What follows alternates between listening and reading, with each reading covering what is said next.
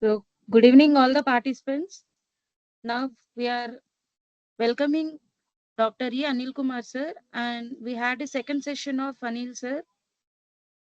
I request Anil sir to take over the session. Yeah, thank you. Let me to share the screen.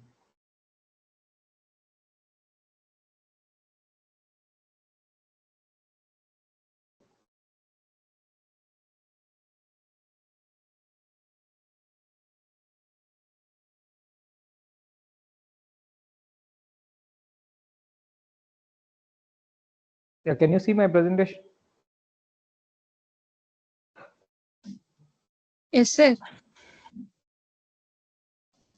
Okay, good evening all. Once again, welcome back. So last class we have discussed about the importance of hydrogen. So what are the challenges in realizing hydrogen, especially for transportation applications? How to produce hydrogen in a environmentally sustainable manner, and three different options for storing hydrogen, that is compressed gas form, liquid state storage, and solid state storage. And then we have seen briefly about the fuel cells, and we have seen the sustainable or cyclable energy systems. If we can produce hydrogen in from the renewables along with the electrical energy, how we can use it in a sustainable manner. So today's class, I'm going to cover more on the stationary applications of hydrogen, or storing hydrogen for stationary applications. So I'll briefly give an introduction about the formation of metal hydrates, the thermodynamics of metal hydrogen storage by metal hydrates, because we have seen in the last class that metal hydrates are proven to be to store hydrogen reversibly for few thousand cycles stably.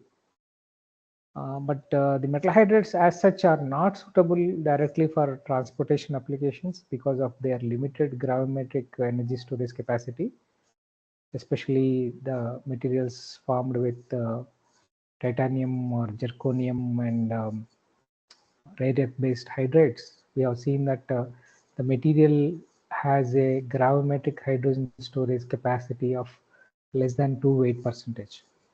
Of course, magnesium has a higher hydrogen storage capacity, that is at a higher temperature. Magnesium absorbs and dissolves hydrogen at a higher temperature of the order of about 300 degrees centigrade. So we are going to see, since these are not right now may not be suitable for large range of transport or vehicular applications. However, they find good stationary applications, and these devices are already built, and concept of proof or prototypes are available with respect to the stationary applications. So if you see the thermodynamics of the metal hydride formation, you take any intermetallic alloy or metal matrix like this, and then supply hydrogen over it. So initially the hydrogen, you can see two spheres, they are molecular form of hydrogen that initially sticks over the surface of the metal matrix. So thereby, if you supply more and more amount of hydrogen, it gets accumulated over the surface of the metal matrix. At a particular pressure, the hydrogen starts dissociating into the metal matrix, that is the interstitial space. So while doing so, the molecule gets dissociated into atoms. The atoms goes and sits in the interstitial space of the metal matrix. So once all these interstitial spaces are filled, again the hydrogen starts accumulating over the surface. So initially we have metal, then metal hydride formation is taking place. Once the metal hydride formation is complete, the hydrogen starts accumulating over the surface. So the metal hydride formation is a exothermic reaction. This is shown by this reaction. So metal is reacting with hydrogen and metal hydride is formed. So the forward reaction is a exothermic reaction. Heat is released during this reaction. And similarly, to break the metal hydride into metal and hydrogen, we need to supply thermal energy to the metal hydride bed. And by absorbing that heat energy, the metal hydride is divided into metal as well as hydrogen. So this is the endothermic reaction. So one cycle, that means one absorption and desorption constitutes one cycle. That means it is coming back to the initial state. Metal and hydrogen are reacting into metal hydride during the absorption process. During the desorption process, they are getting divided again, coming back to the initial condition of metal and hydrogen. So one cycle contains one absorption and one desorption process. An absorption desorption contains one absorption process and desorption process. And the during absorption, heat is released and we have to supply heat during the desorption. So one cycle contains two heat interactions, one heat transfer to the system and heat rejected by the system. So since it also involves heat interactions apart from hydrogen storage, we can build a hydrogen compressor, because last class I have explained you the importance of compressing hydrogen from electrolysis pressure to the high pressure, of the to the type 4 cylinder pressure, that is about 800 bar. So we need to do it in a energy efficient manner using the low grade energy. So the metal hydrides can be used for compressing the hydrogen. We will see in this lecture how it can be done and what are the challenges involved in developing a hydrogen compressor. Then we can develop cooling and heating systems, kind of a refrigerator or an air conditioner, using this heat interactions during hydrogen absorption and desorption. And the magnesium based hydrides, which absorbs dissolves hydrogen at a high temperature of the order of 300 degrees centigrade, can be used for energy storage. Then metal hydrides can also be used for nickel metal hydride batteries, of course, before largely taking over the market by lithium ion batteries. Nickel metal hydride batteries are commercially available because they are during charging and discharging, the hydrogen gets transferred between the electrodes. So they are recyclable, means they are rechargeable batteries, nickel metal hydride batteries. And metal hydrides which are tolerable for impurities like CO, CO2 and O2 can also be used for hydrogen purification, because they selectively absorb hydrogen, and thereby we can separate hydrogen from other impure gases, especially the hydrogen produced from reforming of the fossil fuels consists of traces of carbon dioxide and carbon monoxide, which are need to be purified or separated, and hydrogen has to be purified for using for its own applications. So as we have seen in the many materials are available which can be grouped into AB5, that is radiate based, AB2 zirconium based like ZrMn2, ZrV2, then magnesium based Mg2Ni, which are basically high pressure, high temperature hydrates, and then titanium based like TAFE. So lanthanum based, zirconium based, and titanium based are absorbs and dissolves near atmospheric conditions. Magnesium is a high temperature hydride. So we need to select materials for developing a hydrogen compressor or cooling or heating systems or energy storage from these group of materials.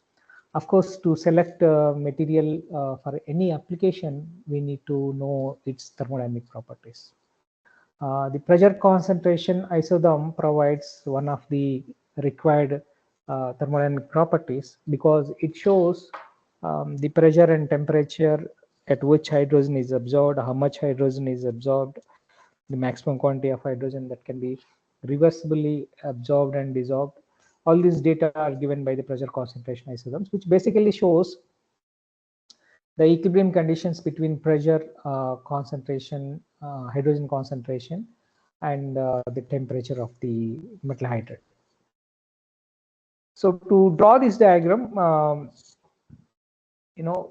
we can take a metal material like this, any intermetallic, whether it may be lanthanum based like LNFI, or zirconium based ZrMn2 or ZrV2, or titanium based like TAFE. And once we start supplying hydrogen, as I explained in this slide, initially the hydrogen starts accumulating over the surface. When the hydrogen is accumulating on the surface, the pressure starts building over the material. And as a break-even pressure is reached, then this is the kind of a break-even pressure corresponding to this particular material at that temperature. When the break-even pressure is reached, the hydrogen molecule gets dissociated into atoms. That atom goes and sits in the interstitial space of the metal hydride that goes into the material. So as it is getting transition into the material, the pressure remains constant. Okay, so this is the phase where the hydrogen atoms are going into the interstitial space. Since whatever the hydrogen we are supplying is going into the interstitial space, nothing gets accumulated over the surface of the material, so the pressure is not varying there. Whatever the gas which is supplied to the container in which metal hydride is placed, that gas directly goes into the interstitial space of the metal matrix and sits in the interstitial space. So the pressure remains constant during the hydride formation. Okay, and this is the point where the hydride formation starts, and this is the point where it ends. So the metal, during this transition of the material from metal to metal hydride, a lot of hydrogen is being absorbed by the material. So once it gets saturated with hydrogen, again, because it cannot take any further hydrogen, because all the interstitial space is filled, the hydrogen starts accumulating over the surface. So again the pressure starts building. So corresponding to each temperature, there is a pressure at which the metal hydride formation takes place. So in fact, this is the very theoretical or ideal way of formation. In actual practice, there will be a slight slope during a small variation in the pressure during hydrogen absorption, and the desorption does not follow the absorption path. Generally it follows a kind of a different path while hydrogen is being dissociated from the material. Okay, but nevertheless, this information is very useful, and this is required information, essential information for selecting the materials for constructing any of the engineering devices like hydrogen compressor, or a hydrogen based cooling system, or a energy storage system. And moreover, the here if you see the with variation in temperature, the pressure at which the metal hydride formation takes place also varies. If the temperature is increasing, the pressure at which the metal hydride formation takes place increases, or with the decrease in temperature, the pressure at which the hydride formation takes place, it reduces. Okay, so corresponding to pressure and temperature, there is a definite relation. Like any pure substance, for example, you take water. Water undergoes a phase change from liquid to vapor. So this is pressure and temperature are interdependent. If you fix the pressure, the temperature at which the water undergoes a phase change is also fixed, because, for example, at 1 atmospheric pressure, water changes from liquid state to vapor at approximately 100 degrees centigrade. Okay, or if we increase the pressure, the temperature at which it undergoes a phase change also varies. So this metal hydride transition means phase change. Its phase is changing from metal to metal hydride. That also depends upon at a particular temperature. It depends upon the pressure. Since once you fix the temperature, the pressure is also fixed. So we call it as saturation pressure corresponding to that temperature, or vice versa. If you fix the temperature, the pressure at which it undergoes phase change is also fixed, so it is called the saturation pressure. Or if you fix the pressure, the temperature is called saturation temperature. So if you see all these left hand points where this horizontal line is starting, so that point is the starting point of the metal hydride formation. Okay, and once the metal hydride is formed, it ends at once the hydride gets filled with the material, it ends. This is the ending point. So if you connect all the starting points and if you connect all the end points where the metal hydride formation completes, you will get a dome. It is very similar to your liquid vapor change process of any pure substance. Okay. And this data of interdependence of the pressure and temperature can be used to plot the Van 't Hoff equation. This using the Van 't Hoff equation, which is given by ln P by P naught is usually P naught is the reference temperature, is equal to delta H by RT minus delta S by T. So delta H represents the formation enthalpy. For example, hydrogen is being absorbed, how much heat is released during per mole of hydrogen reacted, or if you supply heat energy, how much heat you have to supply to dissociate 1 mole of hydrogen. Okay, so this heat interaction is shown by delta H. Of course, delta S is the change in entropy of the system. This is basically because of the change in phase of the hydrogen. It more or less remains constant for almost all substances because it only purely depends upon the change in entropy of the phase of the hydrogen from gaseous state to the solid state. Okay, so this P and T relation, the variation of P with the temperature, can be used for building many applications. We will see how it is. So the first uh, application I am going to consider for the metal hydride based heating or cooling application. So before that, let us see how a general commercially available refrigerator works. Okay? Refrigeration process happens. So we know that generally we use vapor compression refrigeration systems for our most of the domestic applications and many commercial applications. So there it also works on a based on the relation of the phase change of a liquid, which depends upon the pressure and temperature interrelation. Okay? For example, you take a example of a R134A. This is a very commercially used refrigerant because here R stands for the refrigerant, 134A, that is ABC. A stands, 1 stands the number of carbon atoms minus 1. So that means in this compound there are 2 carbon atoms, and B stands for number of hydrogen atoms plus 1. So here number of hydrogen atoms are 2, and C stands for number of fluorine atoms. So these are all chlorohydrocarbons, saturated means alkane group. So what happens? This we can see the relation between saturation temperature and pressure for this refrigerant. For example, at 1 bar pressure, near to 1 atmospheric pressure, it undergoes a phase change of at minus 26 degrees centigrade. Okay, so whenever the temperature increases, for example, near atmospheric conditions, let us say 30 degrees centigrade, it undergoes a phase change at 7.7 bar. As the temperature is increasing, the pressure at which it undergoes a phase change is also increasing. Okay, at 40 degrees centigrade, it further increases. Suppose we want to produce refrigeration. What do you mean by producing refrigeration is you have to extract heat from your body which is kept at a low temperature. In a refrigerator, we keep certain space at a lower temperature. So when we are keeping at a lower temperature, there is always heat leakage into that. So to keep that temperature at a lower level, we should always transfer this heat from a low temperature body to a high temperature body. We have to extract heat from a low temperature body and reject it to a high temperature body. So that we can do, since we have to, for example, in a refrigerator, typical this household refrigerator here shown here, we are maintaining a temperature of minus 18 degrees centigrade.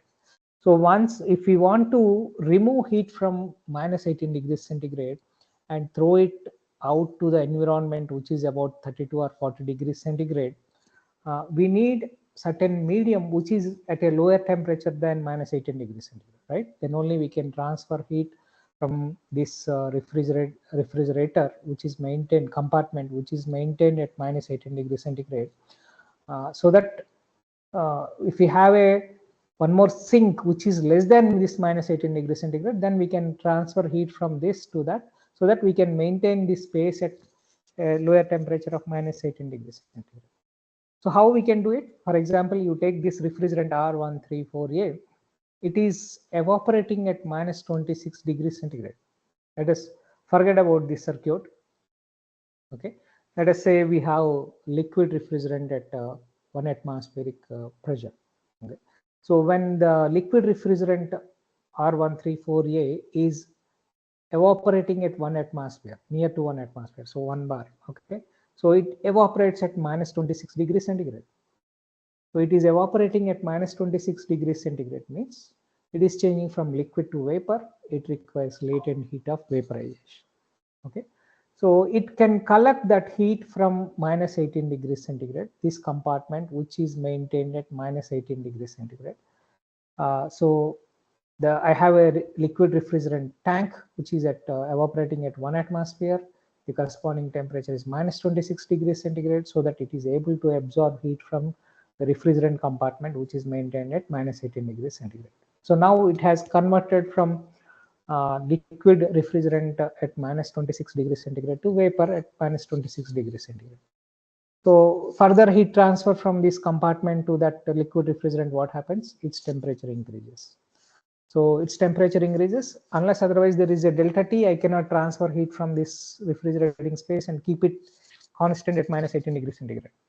Okay, so in the vapor, once I start supplying heat, transferring heat from this to liquid refrigerant, its temperature bound to increase.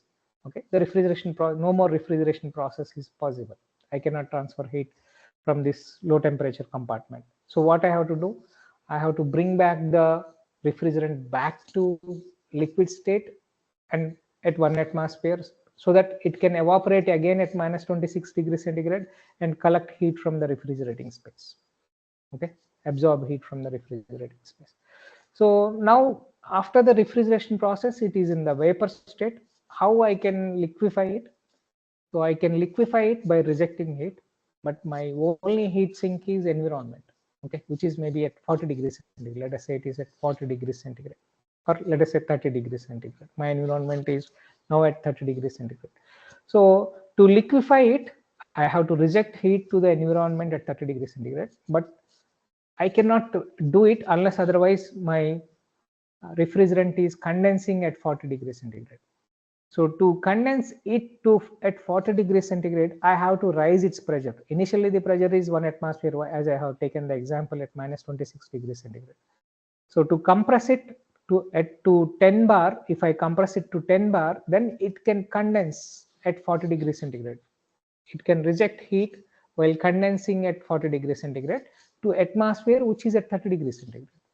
Okay, so I can bring back the liquid refrigerant back to the liquid state, vapor refrigerant back to the liquid state. So for that, what I have to do, I have to increase its pressure. So I need to compress it from the atmospheric pressure or the initial pressure where it is evaporating, which is corresponding to 1 bar. Now I have to increase the pressure to 10 bar. Okay, so once I increase the pressure to 10 bar, it can reject the heat by, which is equal to its latent heat of condensation at 10 bar. Okay, then it can become liquid. Once it transforms into liquid, now I have liquid at 10 bar, but I want liquid at 1 bar. So what I have to do, I have to expand it. Okay, I have to expand it, means I have to reduce the pressure from 10 bar to 1 bar. So once I reduce the pressure, I will be having liquid, maybe partially vaporized while being expanded, but I have major portion as liquid, that which can again absorb heat from this refrigerator, which is at minus 18 degrees centigrade. So this is how we can continuously produce refrigeration. So what is our energy input in the process?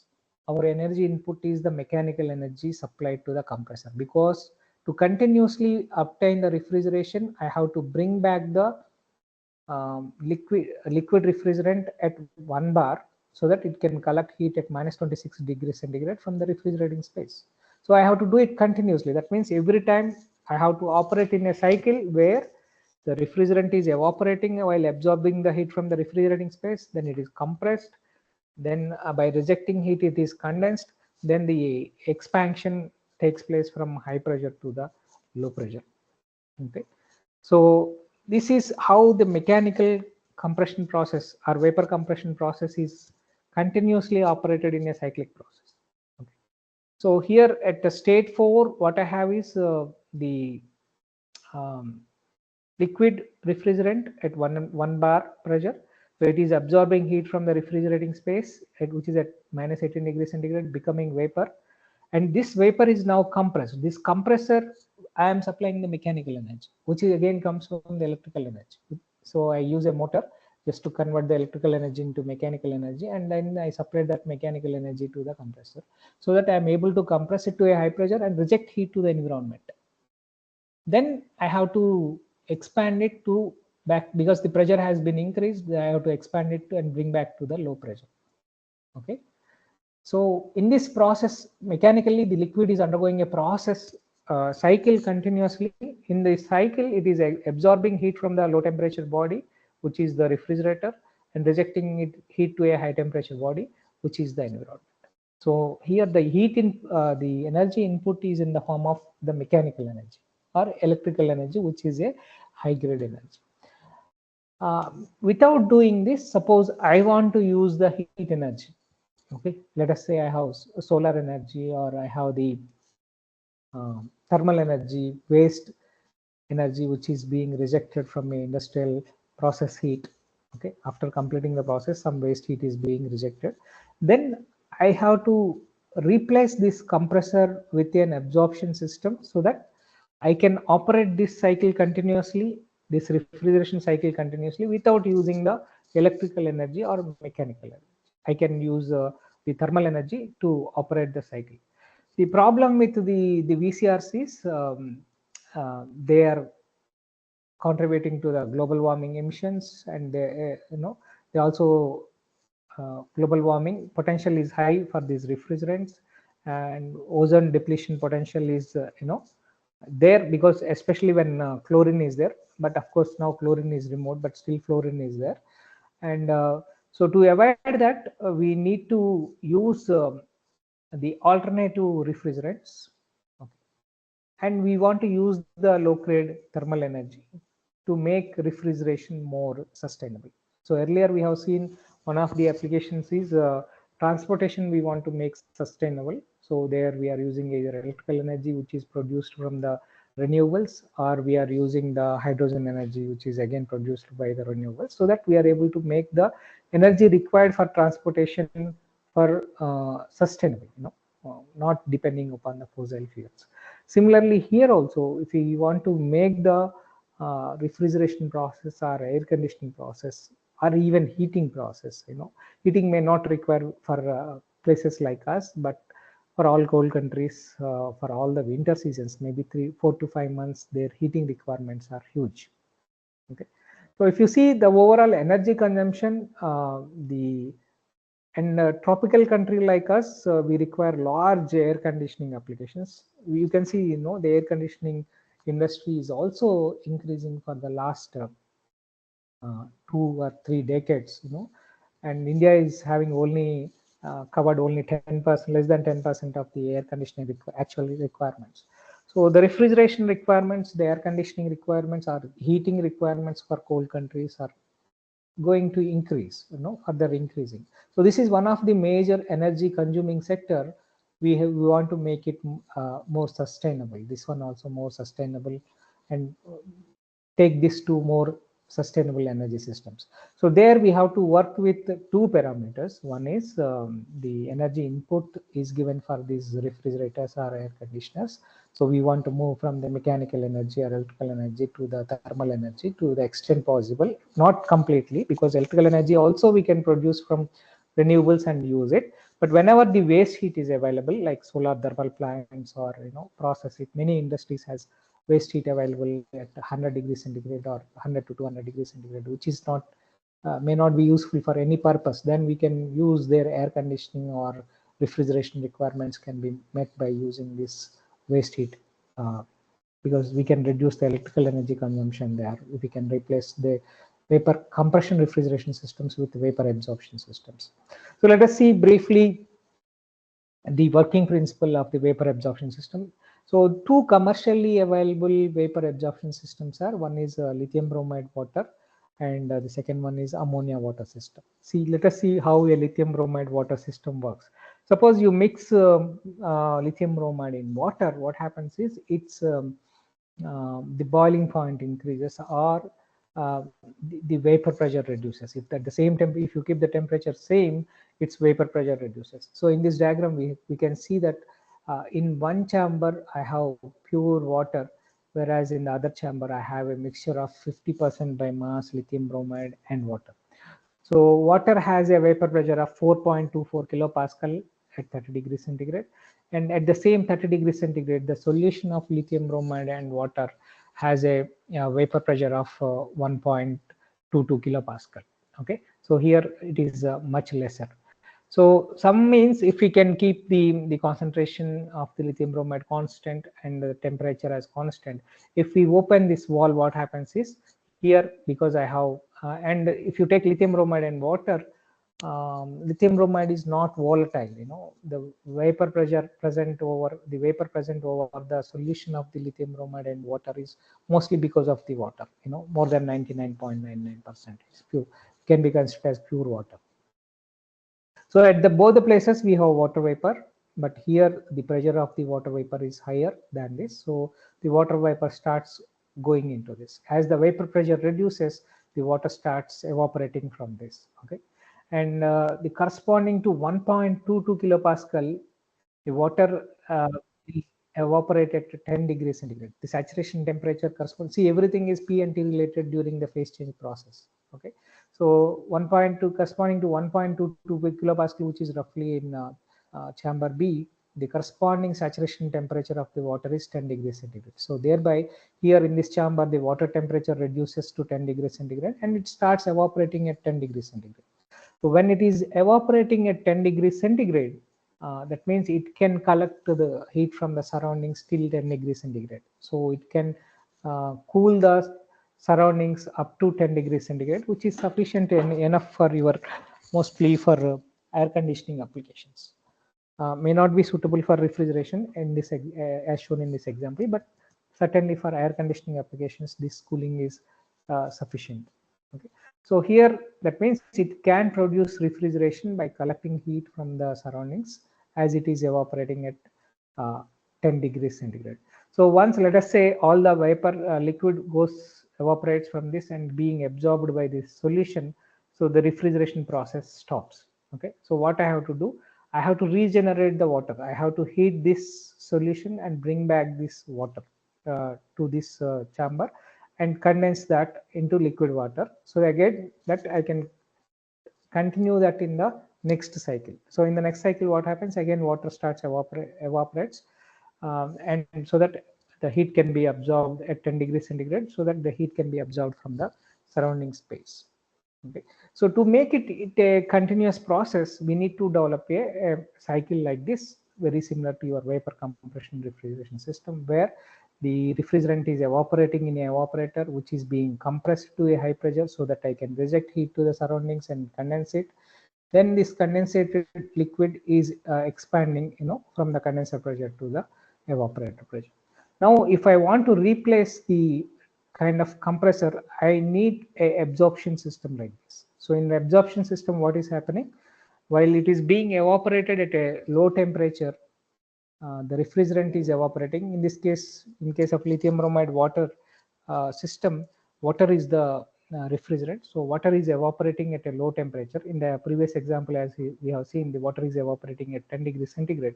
So that water is being absorbed by the lithium bromide water solution. So after absorbing the water, the lithium bromide water solution becomes leaner, weaker in lithium bromide. So now this is pumped to the generator pressure, where it is heated, then water is driven out from this solution. Okay, so once the water is driven out, the lithium bromide water solution becomes stronger in lithium bromide, that is coming back to the absorber.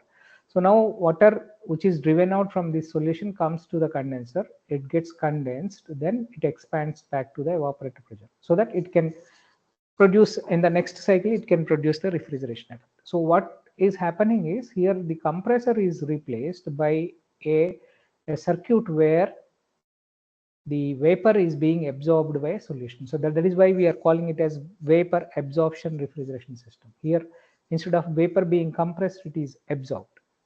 Okay.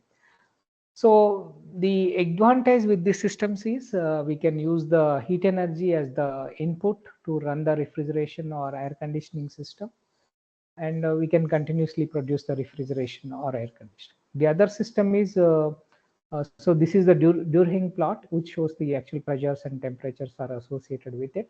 The evaporator, which is responsible for refrigeration, operates at a lower temperature, and the absorber condenser almost operates near ambient conditions. Generator is being operated at a higher temperature. Then similarly, the ammonia water system also being operated in a similar manner. So here ammonia is the refrigerant, whereas ammonia water solution absorbs the ammonia which is being evaporated during the evaporation process in the evaporator. Okay. So the absorbed ammonia is now sent to the generator.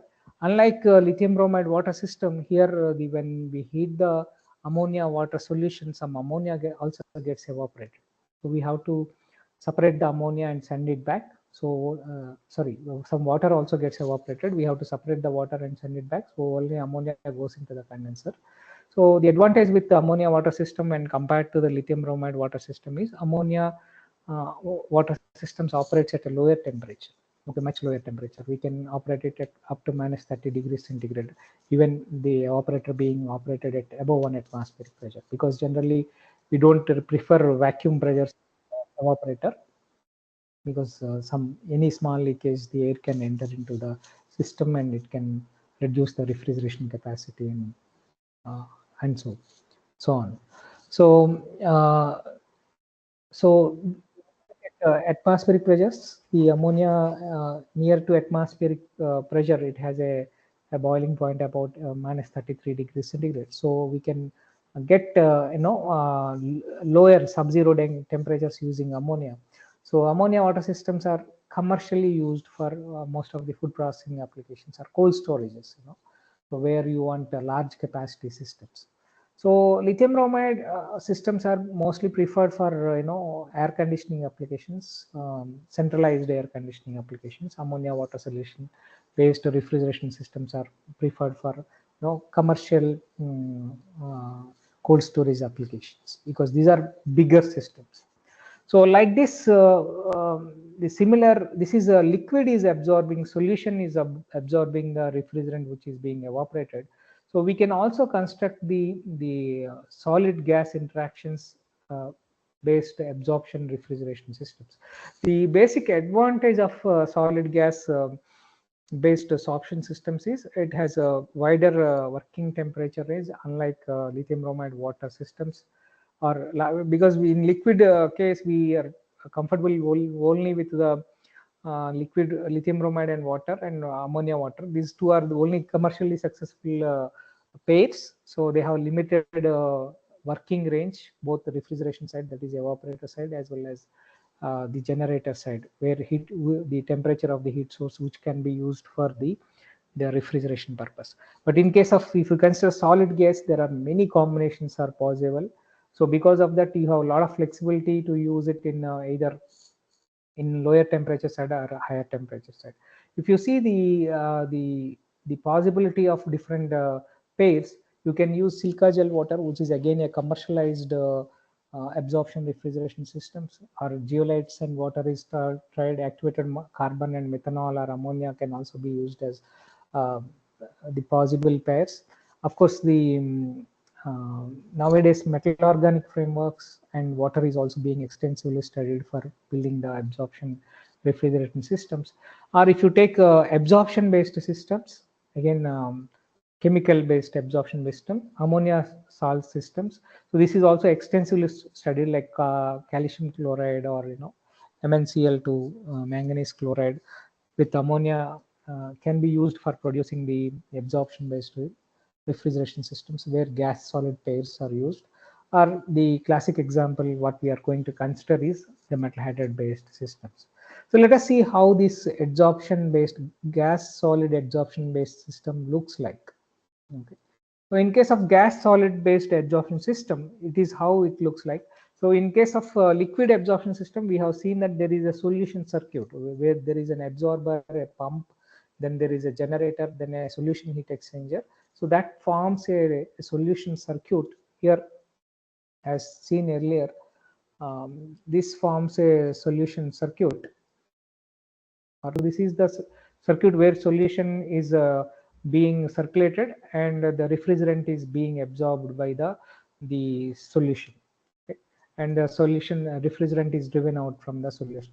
So here we have a circuit. That circuit, solution circuit, is now replaced by a simple one solid bed in case of the solid gas adsorption systems. So what happens here is, the bed is maintained at a low temperature and the refrigerant which is evaporating at a low pressure and low temperature being absorbed by the solid material. Okay, the solid, as soon as the refrigerant is evaporating, the solid material absorbs the refrigerant. Okay, so thereby here the constant pressure is maintained, which is at a low pressure, is maintained by absorption of the refrigerant by the solid. So once the absorption is complete, now we have to drive out the refrigerant, but we have to drive out the refrigerant at a higher pressure. So we have to heat it to a higher temperature. So as we have seen in case of the metal hydride system, so as the temperature increases, the pressure at which the refrigerant comes out also increases. So since it is coming out at a higher pressure, it can become condensed by rejecting heat to the ambient. So the condensate, that is the liquid refrigerant, is now expanded to the evaporator pressure so that it can absorb heat again from refrigerating space while being evaporated. So in vapor compression system, to run the cycle continuously, we used a compressor which increases the pressure from the evaporator pressure to the condenser pressure so that we can condense the refrigerant and come back, bring back to its to a low pressure liquid at which can readily absorb heat from the refrigerating space. In case of the absorption system, we have a closed loop solution system. In case of liquid system, we have a closed loop solution system where we are using the heat energy to drive out the refrigerant.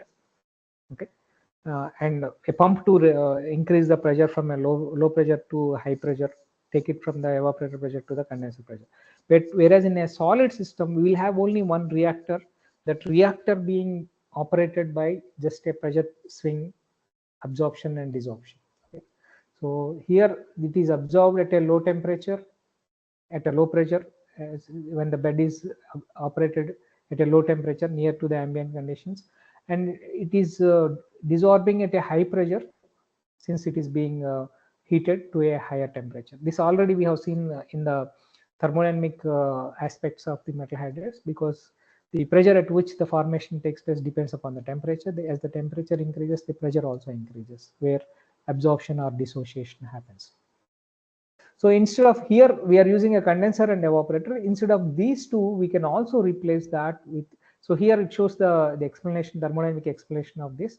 So this is the solid gas dependence, PNT relation for the solid gas. That means corresponding to, there is a, each temperature, there is a pressure at which the phase change takes place. So as the temperature increases, so this temperature increases means this is 1 by T. So as we move towards left, the temperature is increasing.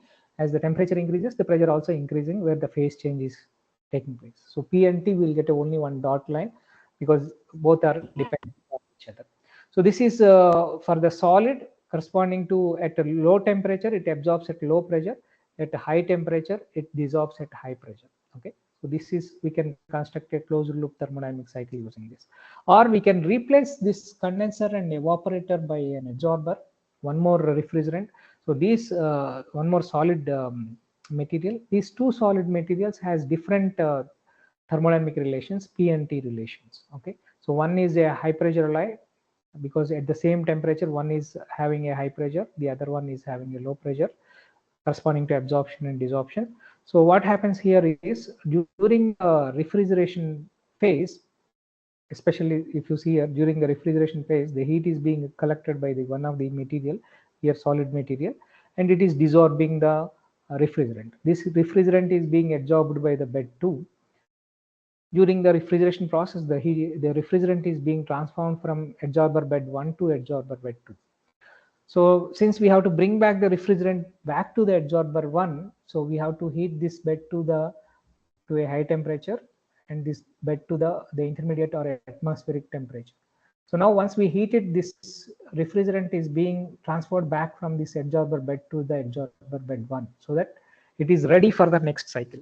Okay. So using these solid gas interactions, a pair of solid materials, we can build the solid adsorption refrigeration systems. Give me a minute. So let me to explain this more detailed way how this can be done. So I am taking two beds, two metal hydride beds. Metal hydride B contains the bed which can produce the refrigeration effect.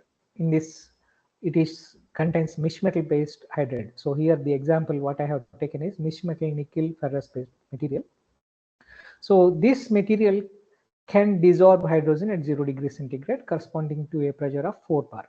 Okay. So now let us say this bed is dissolving hydrogen at 0 degrees centigrade. So while it is being dissolving at 0 degrees centigrade, it can collect heat from the surroundings at 0 degrees centigrade. That means it is producing the refrigeration effect. So the hydrogen being dissolved from this bed B is absorbed by metal hydride bed A, which contains some lanthanum based hydride like LaNi 4.7 and L.3. So as we know, the desorption is a endothermic reaction. That means it is absorbing heat. Similarly, the absorption by this bed is an exothermic reaction. It is rejecting heat to the ambient. And we have produced the refrigeration effect. So once the hydrogen transfer is completed from metal hydride B to metal hydride A, the refrigeration process is complete. So that is what's shown here. Okay, I am absorbing the heat from the refrigerating space, that is Q reference, and I am dissociating the hydrogen or desorbing the hydrogen, which is being collected by bed A, while rejecting the heat to the ambient. Now let us say I am heating this bed to this bed, which is lanthanum based bed, which absorbed at 40 degrees centigrade and rejected heat, to 180 degrees centigrade. Since it is metal hydrated condition, I am heating it to 180 degrees centigrade in this example, whereas this bed B, I am heating it to ambient temperature. Why I am doing this is to transfer back hydrogen back to this. Okay. So now at 180 degrees centigrade, I am heating bed A and transferring back the hydrogen to metal hydride bed B. So there is a lot of delta P is available while this is being dissolved at 180 degrees centigrade. The other bed is absorbing at 40 degrees centigrade. So that means I have transferred back hydrogen to the original bed, which is responsible for refrigeration effect. Okay. So this is called regeneration process. Okay, so where we are transferring back hydrogen to the original bed.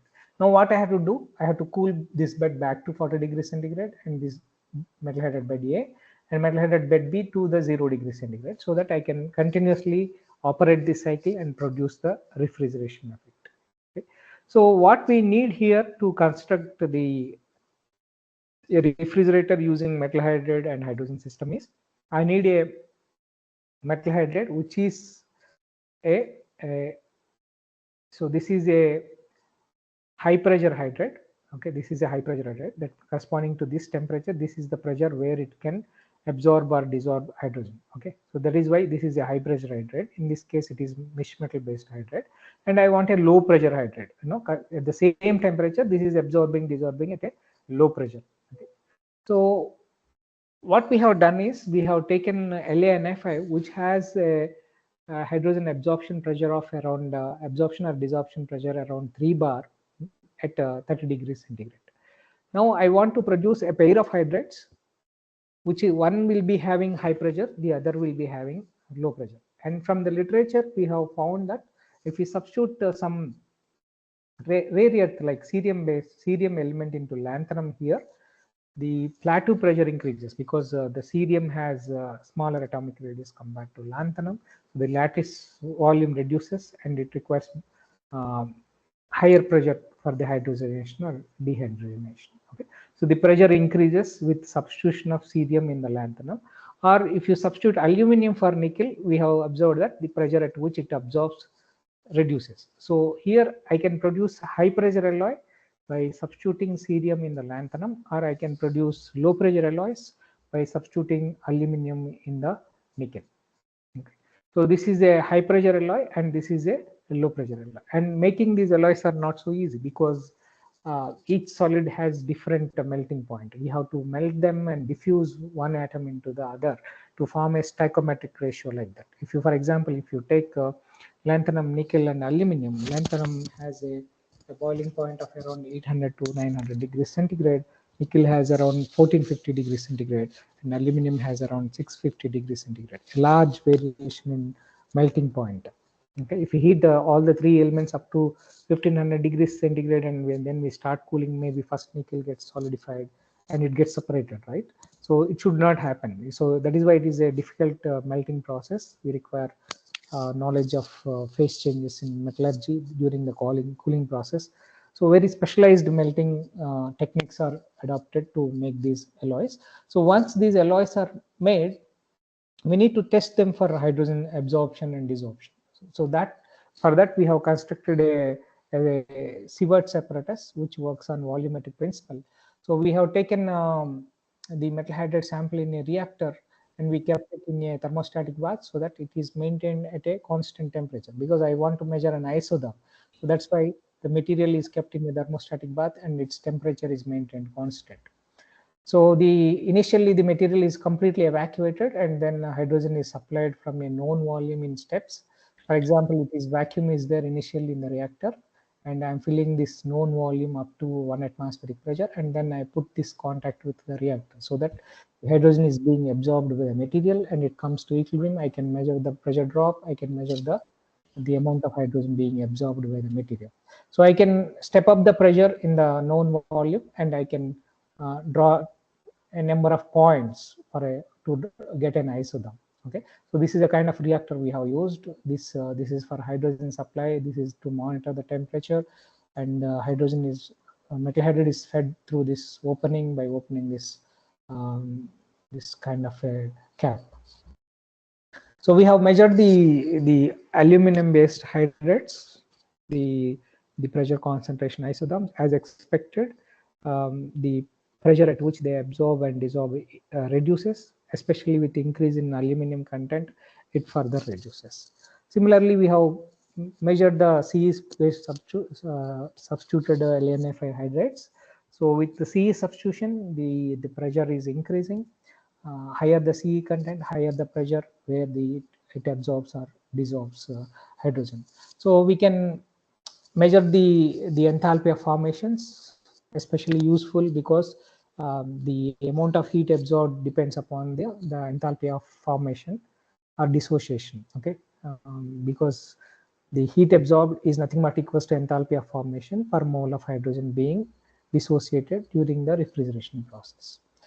So we can, and of course, the enthalpy formation is not a constant, it varies, it is a function of temperature like any pure substances. So we have varied the temperature to a larger extent and we have seen what is the dependency of the enthalpy of formation on the temperature range.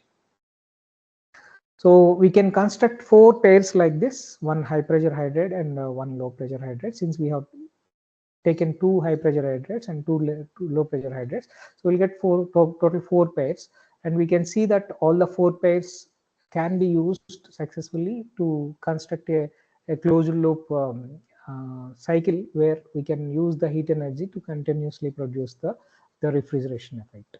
Okay, so we have thermodynamically analyzed these systems, the 4 pair of hydrates, depending upon the hydrogen being transformed based on the operating conditions. So we have seen the performance of these 4 pairs like this. Ultimately, when we talk about the refrigerators and air conditioners, the COP matters a lot, coefficient of performance. So the COP obtained from these 4 pairs are comparable with the COP of the liquid absorption systems, especially lithium bromide water system. Of course, this is only a theoretical COP. We need to, if you want to construct a real device, then there will be a lot of irreversibilities associated because of the heat and mass transfer processes, because it involves heat transfer as heat is being absorbed and dissolved, and mass transfer also because the hydrogen being absorbed.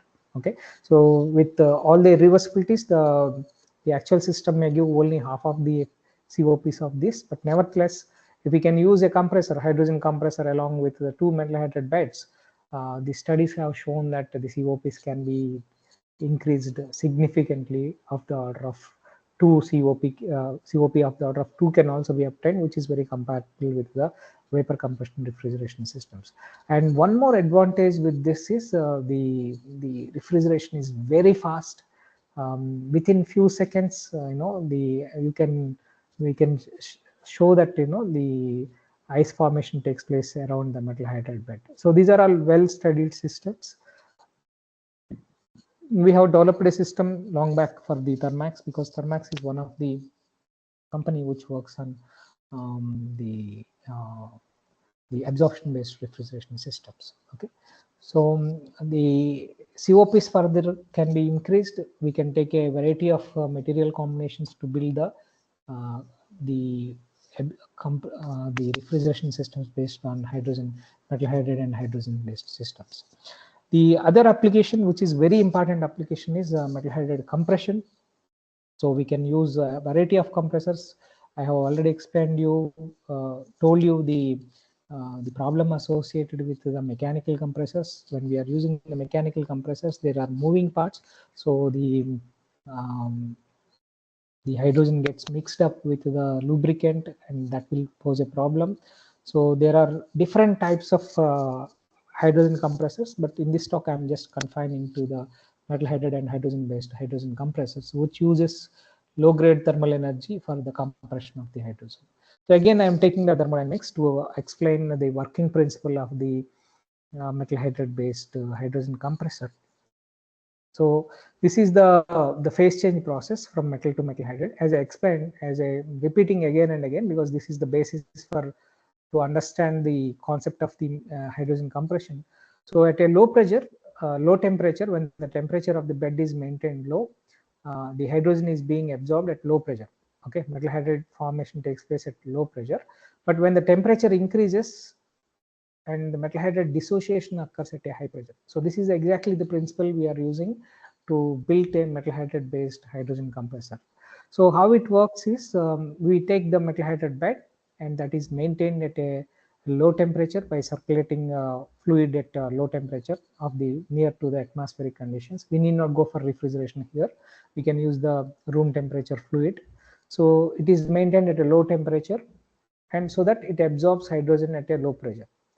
So once it absorbs, absorption completes, what I do is I circulate hot fluid through the metal hydride bed so that I can heat the metal hydride bed to a high temperature. So when I heat the metal hydride bed to a high temperature, so when I open this wall, the hydrogen comes out at a high pressure. Okay. So if you can see the relation, P and T relation of different metal hydride beds, so we can compress, using metal hydrides even from atmospheric pressure to of very high pressures, of the order of 800, 900 degrees bar pressure, using the metal hydrides. The example, the advantages with metal hydride and based hydrogen compressors is the energy input is only in the form of thermal input. They are vibration free, and they are also noise free, and there is no leakage, no lubrication is required. We get high pure hydrogen, and we can compress them to very high pressures. Okay.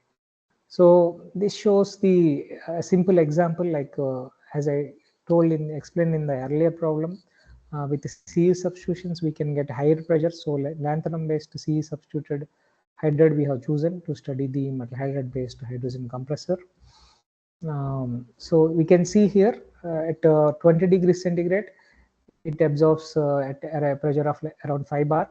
When we heat it to 80 degrees centigrade, it dissolves at 40 bar. A pressure ratio of 8 can be obtained just by heating the metal hydride bed from 20 degrees centigrade to 80 degrees centigrade. So we have studied a number of configurations of the metal hydride beds. So because this is one of the experimental setup we have developed based on the DST project earlier we got way back some 7-8 years back. So we have constructed a metal hydride reactor, and that metal hydride reactor here it is connected to a thermostatic bath. So basically the thermostatic bath is used to heat the cool the metal hydride bed, because we can vary the temperature of the fluid by using a thermostatic bath. So while hydrogen is being absorbed, we circulate a fluid at a room temperature. Then we want to desorb it, we heat it to a high temperature so that the desorption takes place at a high pressure, which is being collected by a small cylinder. Okay, this is the experimental setup we have taken, and we can study the effect of different parameters using this experimental setup. We can supply hydrogen at low pressures. We can vary the supply pressures, we can vary the absorption temperatures, we can vary the desorption temperatures. A lot of parametric studies are possible to study the actual performance of a hydrogen compressor. So this is the reactor how we built. The hydrogen is supplied using this filter, and the metal hydride is filled in this cylinder, and we have a cooling jacket outside to actually heat or to cool the bed. So usually we get the metal hydride in this form of this powder. So when we fill the powder in the metal hydride bed, the conductivity is very less. Last lecture we have seen the heat transfer characteristics of the metal hydride beds, right? So because the powder, especially the powder becomes micron level particles because of the hydrogen absorption desorption. Whatever the particle size, initial particle size you take, maybe of the order of few mm, but with few cycles of hydrogen absorption and desorption, the particle size reduces to few microns. So that what happens is the particle to particle resistance will be poor, and the conductivity of the metal hydride bed reduces. Okay.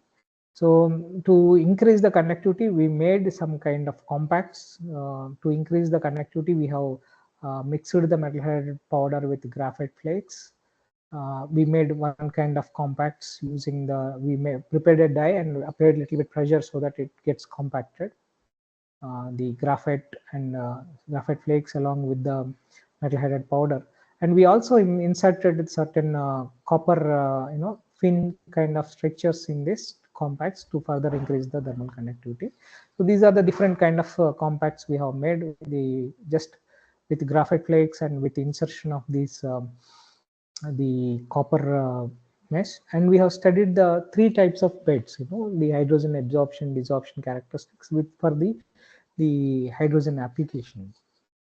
So we have seen that the initial diffusion is better with the powder bed, whereas since the heat transfer is better with the compacted beds, pelleted beds.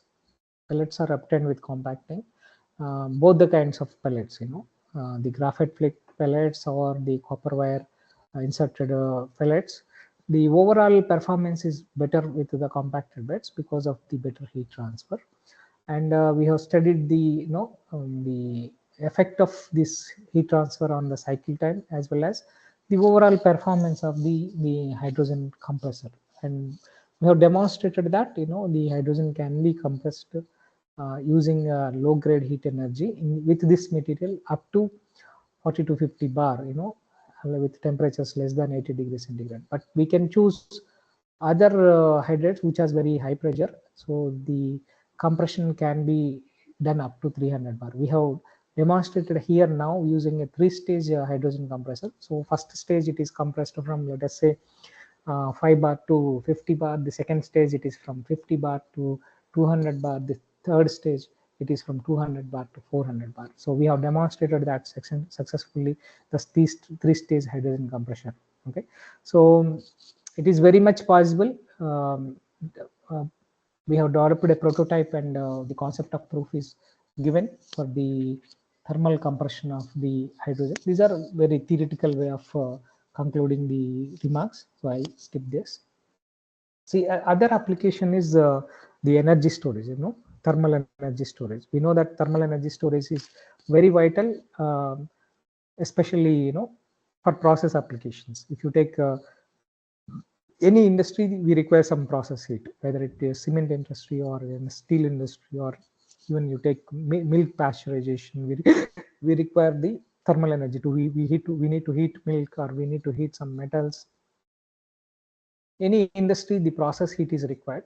So most of the time, the rate at which we produce and the rate at which we use are not same. So in that case, we need to develop the thermal energy storage systems. And moreover, in some places, even seasonal storage of the thermal energy is required. For example, you have heat energy during the summer, which is available maybe at 45 degrees centigrade, can be stored and can be used, especially in cold countries where during the winter, where the temperatures fall down to less than 0 degrees centigrade. This heat energy can be used during the winter season. In fact, it is practically possible, also demonstrated also, the seasonal heat storage systems. So we know that the thermal energy storage minimizes the fluctuation due to the, especially when you are using solar systems, because we know that solar energy is only available during the daytime, and if you want to use solar systems for night times, especially for thermal applications, we need to store the thermal energy. Okay, for especially concentrated solar power plants, it allows the better integration with the power grid, increases the power block utilization, uh, improves the overall economics of the system.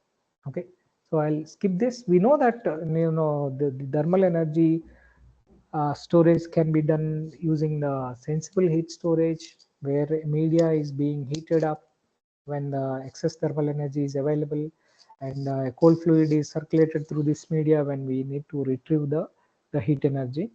In case of latent heat, a substance undergoes a phase change, mostly from solid to liquid, liquid to solid, when the heat is being stored and discharged or recovered back. Okay, when you have excess heat, just heat a solid material, it gets converted into liquid. When you want to retrieve it, you condense it and take back that heat using by circulating a heat transfer fluid through it. In case of thermochemical energy, what we have is, when we have the heat energy, we divide the element into two components. For example, if you take salts and metal halides, you just divide this into a salt and ammonia, and then when you want back to recover the heat, you just combine this, similar to the metal hydrogen systems. So when you have the excess heat energy, you supply it to the metal hydride, it gets dissociated into the metal as well as hydrogen. You can store hydrogen in a cylinder. When you want to retrieve it, you supply back this hydrogen to the material so that it absorbs heat. It absorbs hydrogen and releases the heat. Okay. So this is the technological advancement. Sensible heat storage is well demonstrated. They are used at very large scale power production applications, especially molten salts. A few gigawatt capacity it was demonstrated. When you have the excess heat energy, you just heat the salt to liquid state, and you can recover it by solidifying it. Okay. Whereas latent heat is still in the demonstration stage, not very commercialized. And thermochemical, still the research is going on, because we have to work on the economics to reduce the cost of energy storage. So why metal hydride and how metal hydride based energy storage systems? Because the materials for high thermal energy storage are difficult to source commercially and with normal this thing. But in this case, we can use magnesium based hydrides and other alkane based alkaline based hydrides to store hydrogen, to store energy at high temperatures of the order of 400 to 500 degrees centigrade very easily. They have high energy storage density, very high volumetric energy storage density, or okay, both volumetric as well as the gravimetric energy storage density when compared to sensible heat storage or latent heat storage. And they are suitable for seasonal energy storage, either it is cold storage or thermal energy storage. And moreover, you don't lose any quality of energy while being stored. And in case of heat and thermal energy storage, heat transformation is also possible. Okay, so these are the some of the advantages.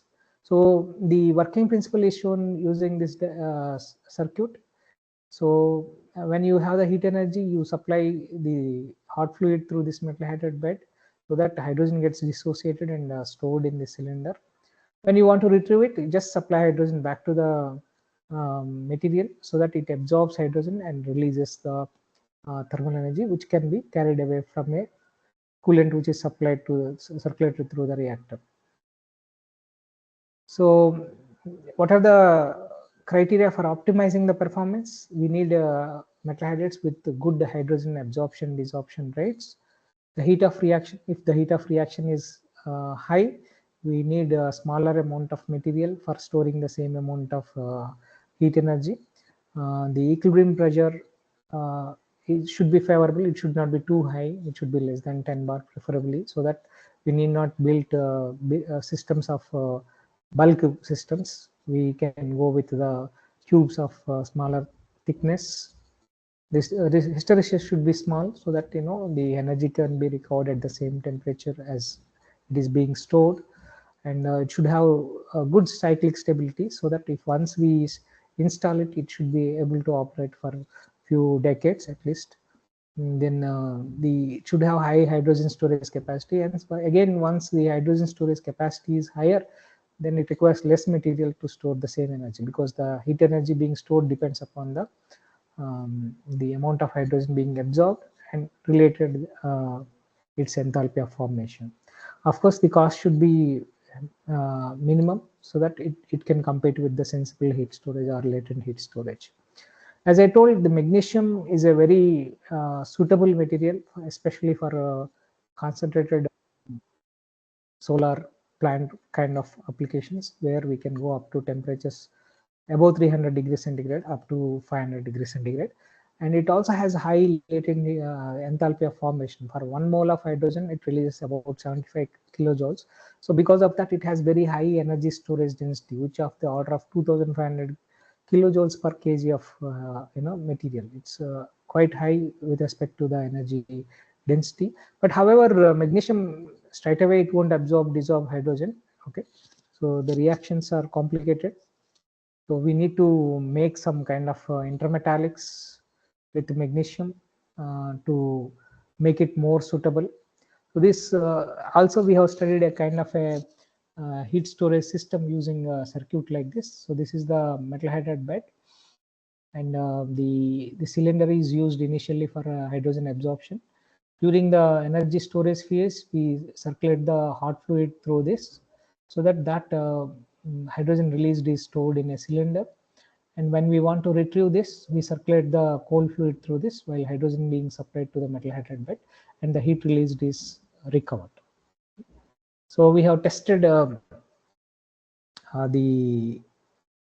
absorption desorption kinetics, especially for magnesium based hydrides, to study their the energy storage characteristics. So this application is also well demonstrated. One advantage with this kind of systems is if you use a compressor while energy being recovered, so the hydrogen can be absorbed at a much higher temperature, so a much higher pressure, so thereby the heat recovery can be done at a higher temperature. So that means, suppose you have the heat energy which you are supplying at 300 degrees centigrade can be recovered at 350 degrees centigrade. Of course, for all these uh, metal hydride reactors, whether it is for compression application or it is for cooling or heating applications or energy storage applications, the heat transfer is very vital. I have already showed that the simulation of the heat and mass transfer. So one of the critical aspect that governs the heat transfer in metal hydride beds is the effective thermal conductivity of the bed. Okay, so the conductivity can be studied by either using steady state methods or transient methods. So this is a complex study, because unlike the conductivity measurement is not straightforward. Here we have a metal hydride bed which is porous.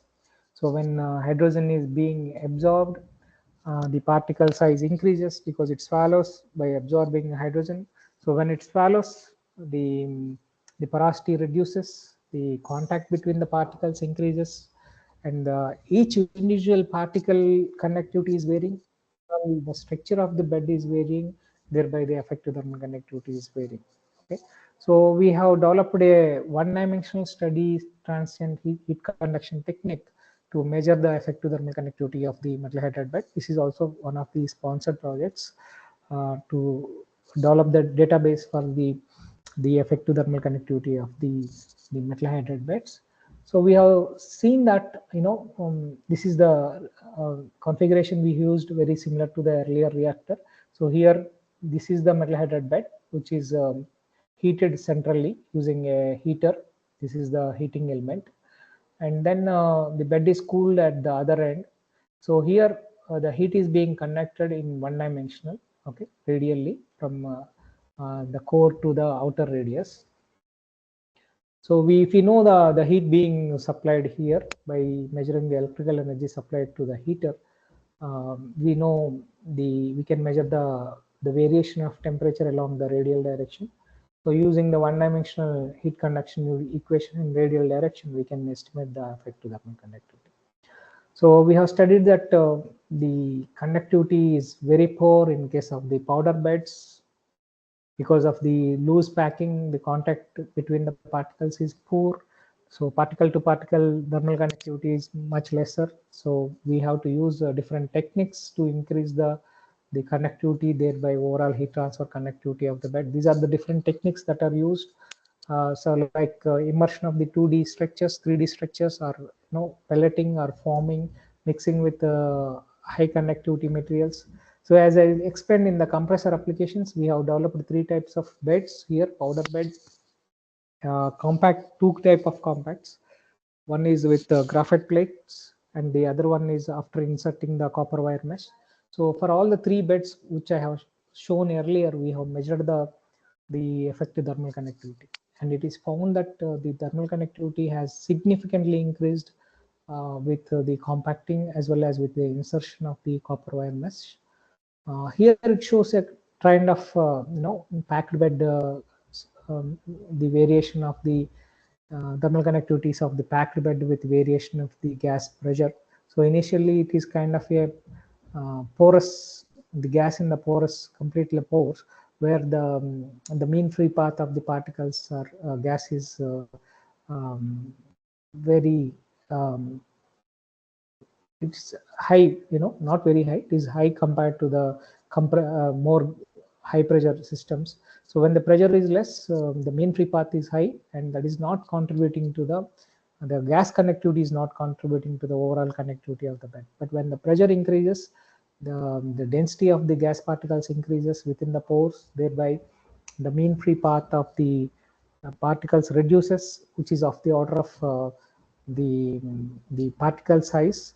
Thereby the increase in pressure is contributing to the increase in effective thermal conductivity, because of the gas conductivity is significant in this region. So once it gets filled with the porous, filled with completely dense packed kind of hydrogen, when it becomes more dense, it is becoming like a continuous medium. Further increase in pressure does not contributing to the increase in pressure of the thermal conductivity of the pipe.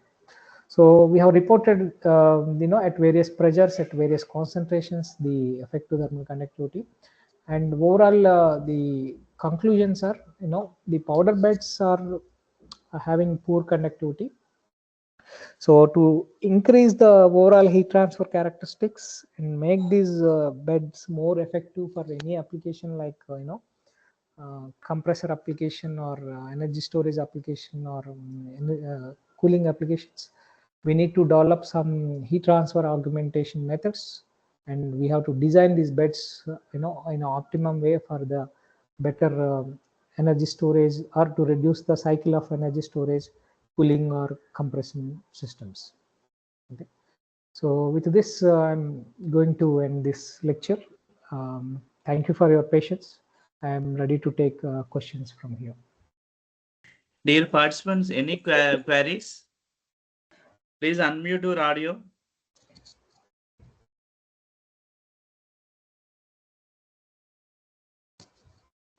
So unlike the last lecture, this is more focused towards the developing of the the energy conversion and storage systems.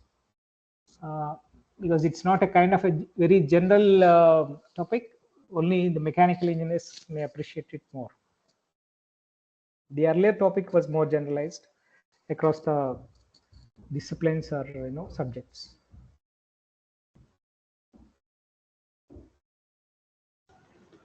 Hello.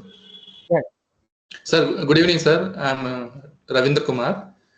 Hi, Sir, I Kumar. have one question, sir. Sir, to store the hydrogen in one cylindrical vessel, what is the pressure to be maintained in that particular site, sir, for 1 kg or for 2 kg of hydrogen storage? Again, I don't know whether you have attended my last lecture or not, because it all depends upon the kind of material you are using as a cylinder. If you are using metallic cylinders, you cannot use more than 150 bar. Then to Oh, store 1 kg of hydrogen, you require a bigger reactor. oh, okay, You sir. can calculate 150 the corresponding density of the hydrogen, and 1 kg corresponding volume. It comes easily. Okay, sir. Thank you, sir. But if you can use the composite cylinders, you can go up to 800 bar. So 800 bar, you can calculate the density, right? 800 bar, and maybe let's say atmospheric temperature or room temperature, you can calculate its density. In 1 kg, using the density, you can calculate the volume. Okay, sir. Thank you, sir. Good evening, sir. Yes, This yes, is yes. Raju from Kallam Harinadh Reddy Institute of Technology, Guntur. Yes, sir. Yeah, I would like to ask one question, sir. During the vapor absorption cycle, that is during the flow of refrigerant, the hydrogen also flow along with the refrigerant, or the hydrogen is used as a carrier? You mean to ask about? You're asking regarding refrigeration system? Yes, sir. Yes, sir. So hydrogen itself is a refrigerant there. Hydrogen itself is a refrigerant. Okay, sir. Yeah, because it is the refrigeration is being produced when hydrogen is being dissolved by the metal hydride bed. Okay, sir. Okay, so here working fluid is hydrogen. Working fluid itself is hydrogen is itself the working. Itself is a working fluid. Yes. Okay, thank you very much. Yeah, because we are looking for environmental friendly working fluids for refrigeration purpose. Especially, we want to go back to natural refrigerants like CO2 or H2 or ammonia. Okay, to reduce the global warming or other effects of the refrigeration industry. Okay, thank you very much. Good evening, sir. I am Ram Manohar Pandey from Sri Ram Polytechnic, Madhubani, Bihar. Yeah. Sir, since your last lecture, I am one that question might be very silly, but it is intriguing my mind. That No question is silly, sir. Whether hydrogen can be stored in dissolved form because of volume constants. Pardon me, I'm not getting. Dissolved form means? Dissolved form, like in case of oxyacetylene welding, we used to store acetylene in dissolved form. So can we store hydrogen in dissolved form also? Means we use one media to dissolve hydrogen and store it in a cylinder. Dissolved form is something like you mean to say like methanol, that's a kind of a form, right? Yes, sir. Yes, sir. So you, instead of storing hydrogen, you store it kind of a methanol. Yes, sir. Or And ammonia. Ammonia also contains 3 hydrogen atoms. Yes, sir. Yeah, it is possible, but again, you want reformers, right? You want to separate hydrogen from ammonia. Again, it's a difficult process. Yes, sir. We want a simple process where the hydrogen can be stored like that itself and get it back and use it for a particular application. So whether there can be any such media which in its interstitial gap catches hydrogen, and on releasing pressure it releases that hydrogen. So all these metal hydrides are doing so.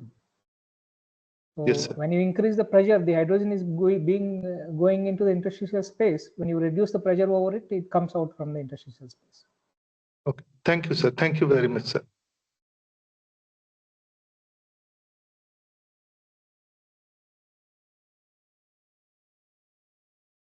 Good evening, sir. Hi, good evening.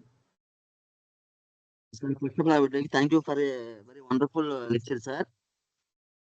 Yeah. I think we have another 2 minutes to complete 7:30. Okay, sir.